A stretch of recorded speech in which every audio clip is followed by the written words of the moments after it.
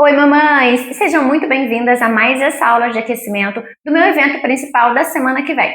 Hoje eu quero conversar com você sobre uma dor muito específica, mas que machuca profundamente quem vive a seletividade alimentar dentro de casa. Porque uma coisa é o filho não gostar de um ou de outro alimento. Outra coisa bem diferente é quando a mãe olha para a situação e pensa assim: meu filho não experimenta nada. Ele trava antes mesmo de provar. Ele nem olha. Ele fecha a boca antes. Ele faz ânsia de vômito só de sentir o cheiro. Ele já diz que não gosta sem ter colocado na boca. Parece que qualquer comida diferente já causa rejeição. E se você já sentiu isso, eu quero começar te dizendo uma coisa muito importante. Eu sei o quanto isso desgasta.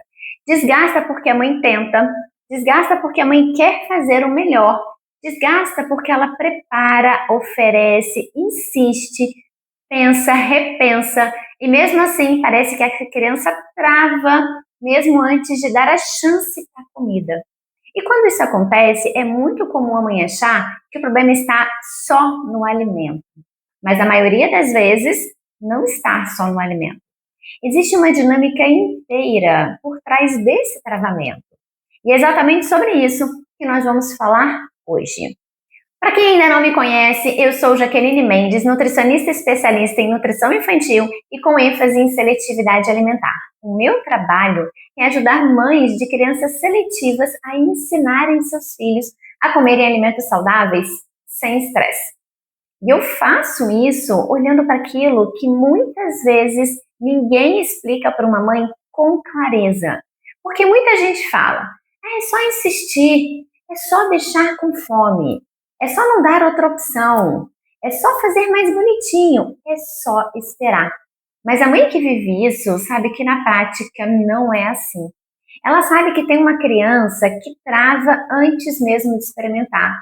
Ela sabe que a refeição que começa tensa antes mesmo de chegar no prato. Ela sabe que existem erros muito comuns, muito repetitivos, muito bem intencionados, que acabam aumentando a resistência da criança sem que ninguém perceba. E quando a mãe entende isso, tudo começa a fazer mais sentido.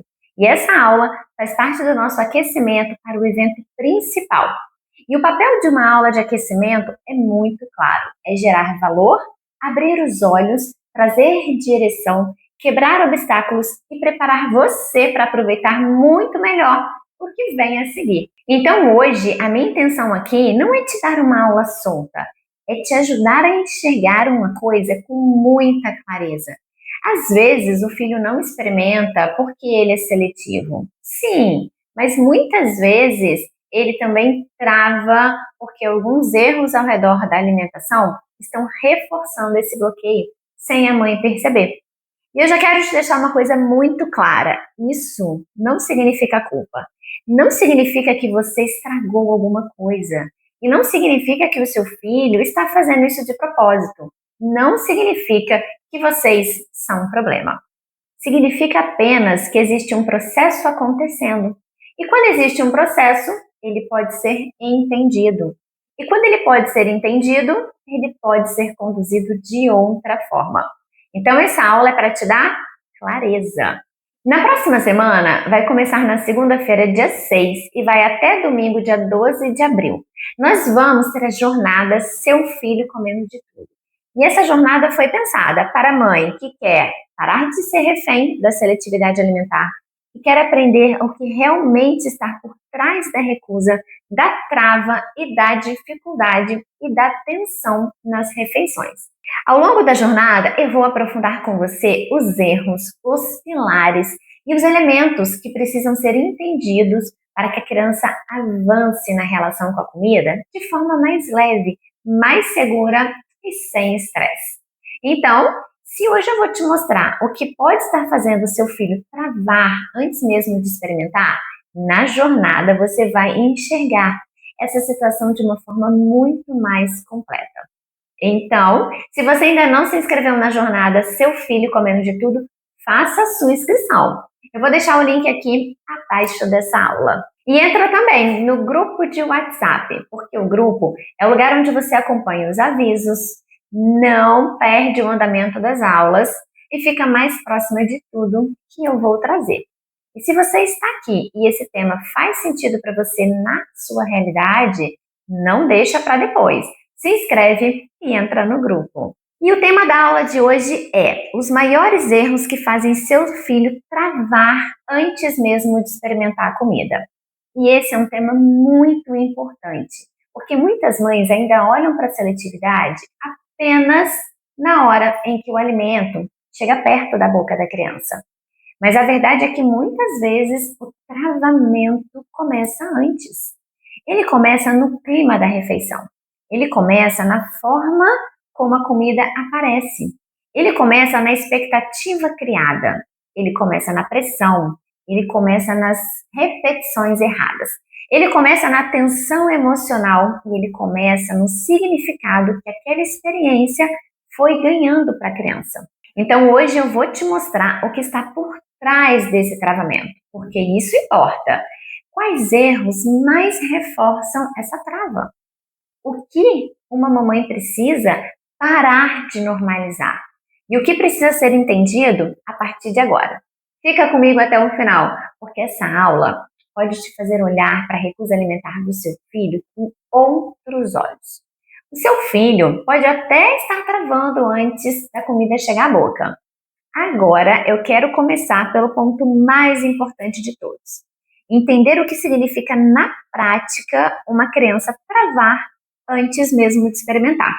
E se você está vivendo isso aí na sua casa, comenta aqui: meu filho trava antes de provar.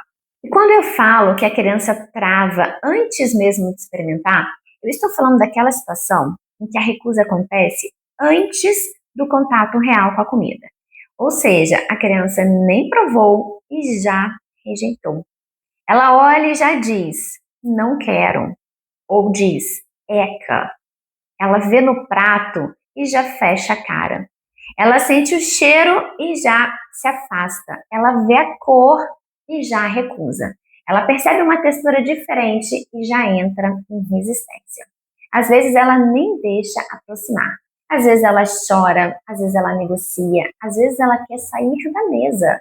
Às vezes ela pede logo o alimento de sempre para escapar daquela situação. E isso é muito importante de entender. Nesses casos, a recusa não está acontecendo só por gosto, porque gosto pressupõe experiência. E muitas vezes a criança está rejeitando antes da experiência. Então, o que existe ali? Existe uma trava, existe um bloqueio, existe uma reação antecipada, existe um padrão de defesa. E quando a mãe entende isso, mas ela para de interpretar a situação como birra, simples teimosia ou simples má vontade. Na maior parte das vezes, a criança não está tentando desafiar a mãe. Ela está respondendo a uma experiência que, para ela, ficou muito carregada de desconforto, tensão, estranhamento ou segurança. Isso importa, porque quando a mãe não entende esse mecanismo, ela acaba lutando contra o sintoma sem perceber a raiz. Ela vê o filho não provando e pensa: eu preciso fazer ele experimentar. Só que o problema muitas vezes não está no ato de provar. O problema está no estado em que a criança já chegou antes desse momento. Ela já chegou defensiva, ela já chegou fechada, ela já chegou esperando pressão, ela já chegou esperando insistência, ela já chegou esperando uma experiência ruim. E quando uma criança chega à refeição assim, qualquer alimento novo parece ameaça, não oportunidade. Por isso esse tema é tão importante, mamãe. Porque muita mãe está tentando resolver a seletividade alimentar no último minuto do processo. Naquele segundo em que o alimento está na frente da criança. Mas a trava, lembra? Começou antes. E quando a trava começa antes, a mãe precisa parar de olhar só para a recusa final. Ela precisa prestar atenção no que está alimentando esse bloqueio. Vamos ao primeiro grande erro que faz a criança travar antes mesmo de experimentar. É transformar a refeição em um teste. Tem criança que senta à mesa como se estivesse entrando numa prova. Ela sente que vai ser observada, ela sente que vai ser cobrada, ela sente que alguém está esperando uma performance dela. Ela sente que naquele momento precisa corresponder. E quando a refeição vira um teste, o alimento deixa de ser apenas alimento e ele passa a ser pressão. A mãe olha com expectativa, o adulto insiste, a família comenta, todo mundo percebe o que está no prato da criança. E todo mundo espera ver se ele vai provar ou não. E a criança percebe isso. Mesmo sem ninguém dizer nada explicitamente, agora você vai precisar passar na prova. O ambiente comunica. E a criança travada não responde bem ao ambiente de prova. Ela responde com defesa. Então, o que fazer com essa informação? Entender que a refeição não é teste. E o que não fazer? É não transformar cada exposição a um alimento no momento de avaliação, cobrança e tensão. O segundo grande erro é focar demais na primeira mordida, como se tudo dependesse daquele momento. Muitas mães ficam emocionalmente concentradas naquele instante em que a criança vai ou não vai colocar na boca. E isso é compreensível, porque ela quer ver avanço, ela quer ver sinal de melhora, ela quer ter esperança de que algo está mudando.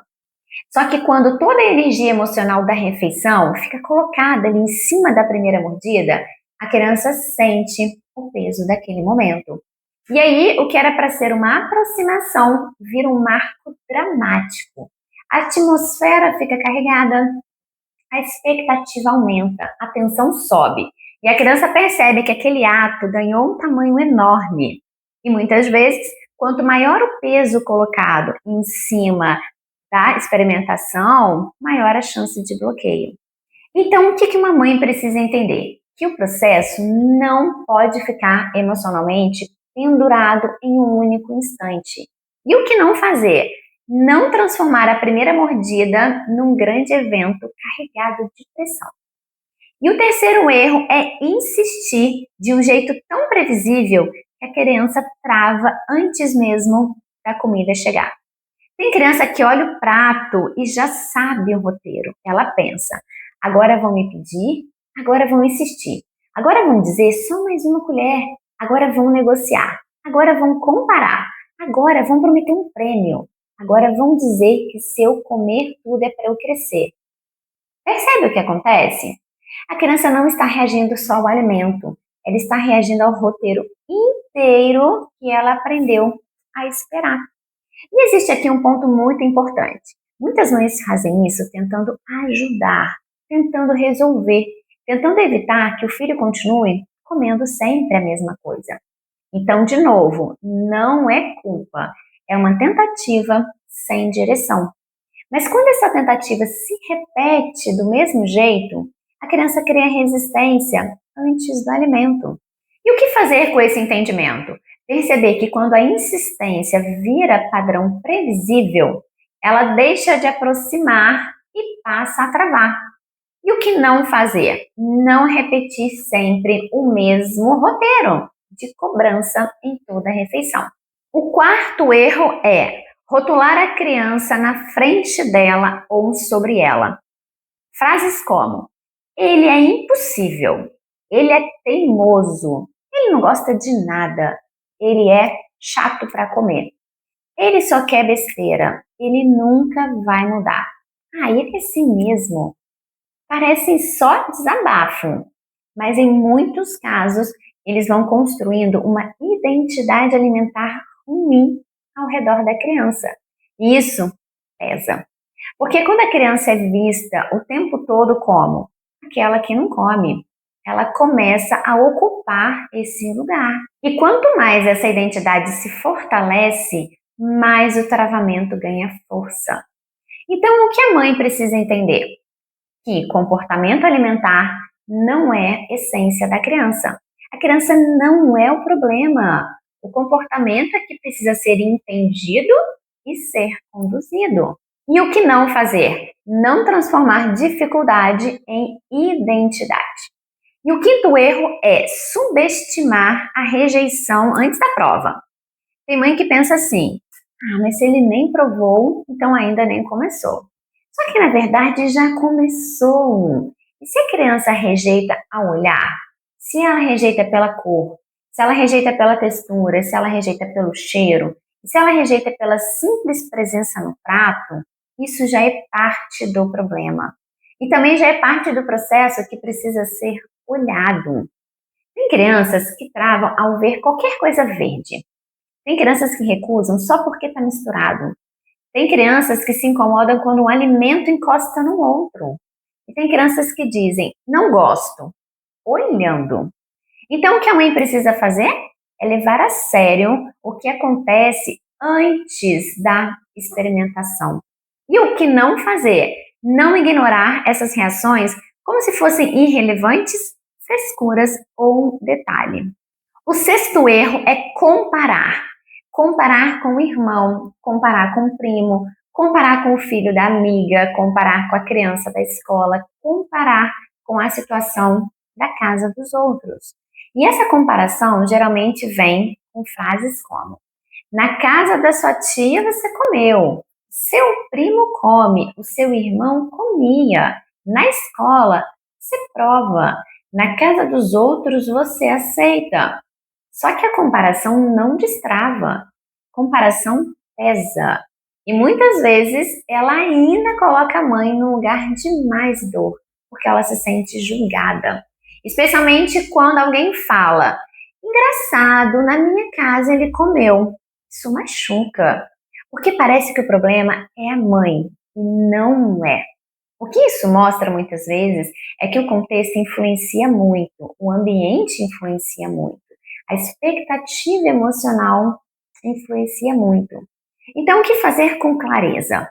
É entender que o comportamento alimentar muda conforme a dinâmica. E o que não fazer? Não usar comparação como ferramenta. O sétimo erro é se acomodar num repertório muito pequeno, porque no fundo existe medo de piorar. Isso acontece quando a mãe pensa: ele pelo menos come pão, ele pelo menos come macarrão, ele pelo menos come batata. Antes disso, do que nada. E eu entendo esse seu pensamento de verdade, porque ele nasce do medo da criança rejeitar tudo, do medo de passar fome, do medo de brigar e do medo de piorar. Só que quando a família vai aceitando por tempo demais uma alimentação muito limitada, o travamento também vai se consolidando. A criança vai ficando cada vez mais presa ao previsível, cada vez mais distante do novo e cada vez mais segura dentro de um repertório estreito. Então, o que a mãe precisa entender? Que comer alguma coisa não significa necessariamente estar avançando. E o que não fazer? Não confundir sobrevivência alimentar com evolução alimentar. O oitavo erro é tratar o não gosto como sentença final, especialmente quando a criança nem experimentou. Essa é uma das crenças que mais travam mães e filhos, porque a criança diz, não gosto. O adulto cansado entende, então ele realmente não gosta. Só que na seletividade alimentar, muitas vezes o não gosto quer dizer outra coisa. Pode querer dizer, isso me assusta, isso me parece estranho, isso me gera insegurança, isso não é previsível, isso não é familiar, isso me deixa desconfortável, eu já estou esperando pressão. Então, o que a mãe precisa fazer? Parar de traduzir toda recusa como gosto definitivo. E o que não fazer? Não tratar a fala da criança como diagnóstico final sobre a relação dela com a comida. E o nono erro é deixar a refeição carregada demais emocionalmente. Quando a mãe está muito ansiosa, quando ela já senta apreensiva, quando ela já olha o prato com medo, quando ela fica tensa, esperando a recusa, quando ela já começa a rejeição emocionalmente desgastada, a criança percebe. A criança percebe o tom, percebe o olhar, percebe a respiração, percebe clima. E em muitas casas, a refeição já começa pesada antes da primeira palavra. Isso não é porque a mãe quer, é porque ela está cansada, preocupada, frustrada, com medo do futuro, com medo do julgamento e com medo de continuar perdida. Então, mais uma vez, isso não é culpa, é dor acumulada. Mas é importante entender, clima emocional pesa muito no comportamento alimentar da criança. Então, o que fazer? Reconhecer que o clima da refeição importa. E o que não fazer? Não agir como se a comida fosse só comida, ignorando o ambiente emocional ao redor dela. O 10º erro é interpretar o travamento como falta de vontade, falta de vergonha na cara, falta de limite ou má criação. Essa leitura machuca muito, porque ela empurra a solução para o lugar errado. Se a mãe acredita que o filho trava porque quer desafiar, ela responde com mais confronto. E se ela acredita que ele está manipulando, ele responde com mais dureza. Se ela acredita que é só birra, ele responde como se bastasse endurecer. Só que a seletividade alimentar, na maioria das vezes, envolve muito mais do que vontade. Envolve sensibilidade, envolve aprendizado, envolve associação, envolve defesa, envolve repetição de padrões, envolve experiência anterior, envolve ambiente. Então, o que a mãe precisa entender? Que esse travamento é real para a criança, mesmo quando parece sem lógica para o adulto. E o que não fazer? Não reduzir tudo à teimosia. E por que estou te trazendo isso com tanta firmeza? Porque o que a ciência mostra de forma consistente sobre o comportamento alimentar infantil é que a aceitação dos alimentos não depende só de fome ou de obediência. Ela é influenciada por fatores como familiaridade, previsibilidade, experiências repetidas, clima emocional, resposta dos adultos, sensações que o alimento provoca e associações que a criança faz ao longo do tempo. Além disso, também observa de forma consistente que pressão excessiva tende a piorar a aceitação. Ou seja, quando a criança já está em estado de defesa, aumentar a pressão não costuma destravar, costuma consolidar a resistência. Então, o que essa aula está fazendo aqui? Ela está tirando você da interpretação simplista. Não é, meu filho não experimenta porque quer. Existe um conjunto de erros e dinâmicas que podem estar deixando o meu filho em alerta antes mesmo de provar. E quando a mãe entende isso, ela começa a enxergar o problema com mais inteligência. Pensa comigo numa analogia bem simples. Imagina um adulto que já teve experiências ruins em público e começa a travar antes mesmo de falar numa reunião.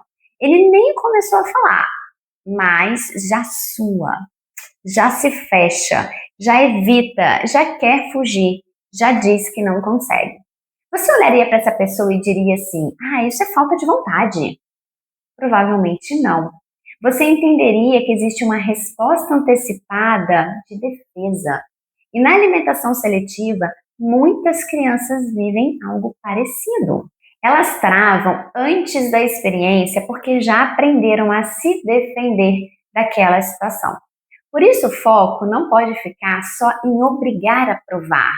O foco precisa estar em entender o que está fazendo a criança chegar travada naquele momento. A trava muitas vezes começa antes da comida chegar na boca. E mesmo com tudo isso que eu te falei, pode ser que você esteja pensando assim: Jaque, eu entendi os erros, mas no meu caso parece diferente, porque ele não experimenta nada. Nada. Ele trava antes mesmo. Ele nem deixa chegar no prato. Eu sinto que com meu filho não adianta. Talvez ele realmente não goste de nada. Talvez ele seja seletivo demais. Talvez ele nunca mude. Talvez ele já tenha passado do ponto. Talvez seja tarde demais para o meu filho. Talvez ele seja um caso muito mais difícil do que os outros. E eu quero te trazer essa objeção com honestidade, porque ela é muito real. Ela nasce do cansaço, ela nasce da frustração, ela nasce da repetição de tentativas que pareceram não funcionar. Ela nasce do medo de criar esperança e se decepcionar mais uma vez. Então, sim, eu sei que pode existir uma voz aí dentro dizendo: no meu caso, o meu filho não experimenta nada mesmo. Se você pensa isso, eu quero que você respire fundo e me escute com carinho. É compreensível pensar assim. É muito compreensível. Principalmente quando a realidade é fazer comida e ver rejeição, ouvir não antes da prova, escutar comentários de outras pessoas, sentir que ninguém entende o que realmente acontece na sua casa e começar a duvidar se um dia isso realmente pode mudar. Muitas mães chegam até mim exatamente nesse lugar. Elas não chegam arrogantes, elas chegam cansadas. Elas não chegam resistentes porque não querem ajuda. Elas chegam machucadas, porque já tentaram do jeito que conheciam. Isso precisa ficar muito claro. Mãe e filho não são culpados aqui. A mãe muitas vezes está errando sem saber que está errando, porque ninguém ensinou ela a enxergar o que realmente estava acontecendo. E o filho também não está ali como vilão da história, ele está reagindo da forma que consegue, com o repertório sensorial, emocional e comportamental que ele tem hoje. Então, se até aqui você sentiu culpa, eu quero tirar esse peso do seu colo. Você não precisa de culpa, você precisa de clareza. Você não precisa se condenar, você precisa entender. Você não precisa concluir que o seu filho é um caso perdido. Você precisa parar de olhar a situação pelos olhos errados. E é exatamente isso que eu vou te ajudar. Você não precisa de culpa, você precisa de direção. Você está tentando acertar com o que aprendeu até hoje. Seu filho não é vilão, você também não. Agora eu quero organizar esse obstáculo de forma bem racional com você. Vamos pensar juntas e com calma. Se o seu filho trava antes mesmo de experimentar, isso não prova que ele nunca vai mudar. O que isso prova antes de qualquer coisa é que existe uma barreira anterior à prova. E isso muda tudo. Porque se o problema fosse simplesmente gosto definitivo, a situação seria uma. Mas quando a criança rejeita antes de experiência, a lógica já mostra que existe algo errado além do gosto. Segundo ponto, comportamentos que se repetem dentro do mesmo contexto tendem a se fortalecer. Se toda rejeição segue o mesmo clima, se a criança já espera pressão, se o alimento novo já chega carregado, se o roteiro de insistência se repete e se a família já entra tensa, esse bloqueio tende a aparecer de novo. Isso é a lógica de comportamento. Terceiro ponto, o fato do seu filho não experimentar hoje não significa que ele seja incapaz de avançar. Significa que do jeito que a situação está organizada hoje, ele está respondendo com trava. Quarto ponto, se a trava é alimentada por erros repetitivos, então ela não deve ser interpretada como identidade fixa. Isso é muito importante. Uma criança que hoje recusa olhar, tocar ou provar, não está automaticamente condenada a ser assim para sempre. O que existe é um padrão acontecendo. E esse padrão pode ser compreendido.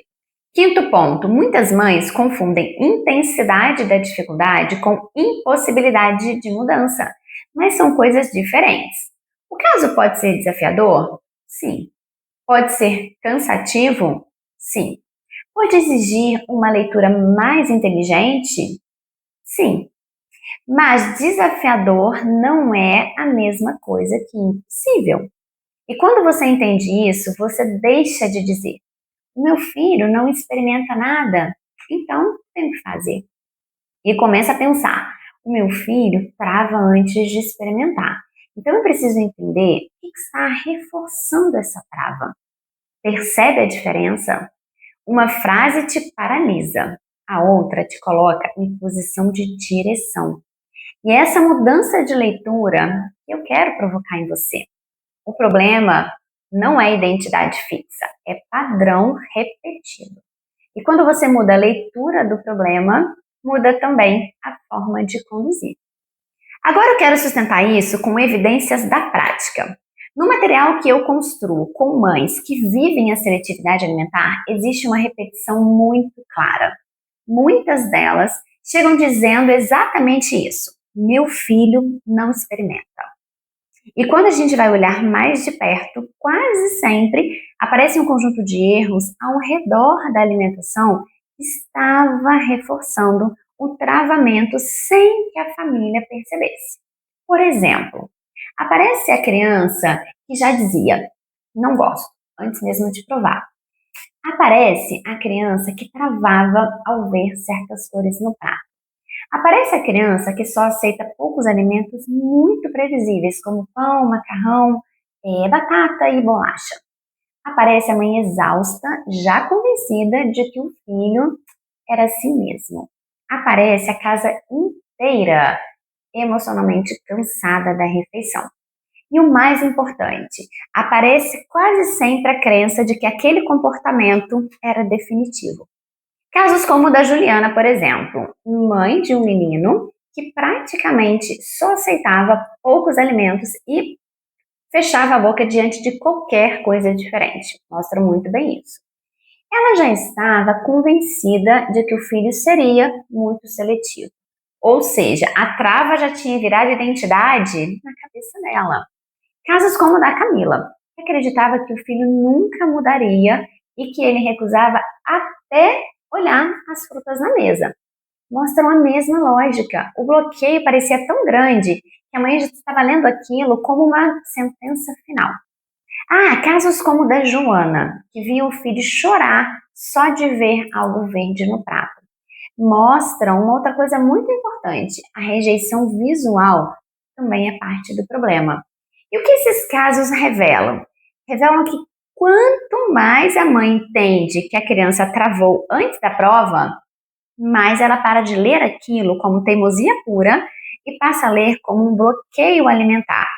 Além disso, o que a literatura e a prática clínica mostram de forma bem consistente é que a aceitação alimentar depende de aprendizagem.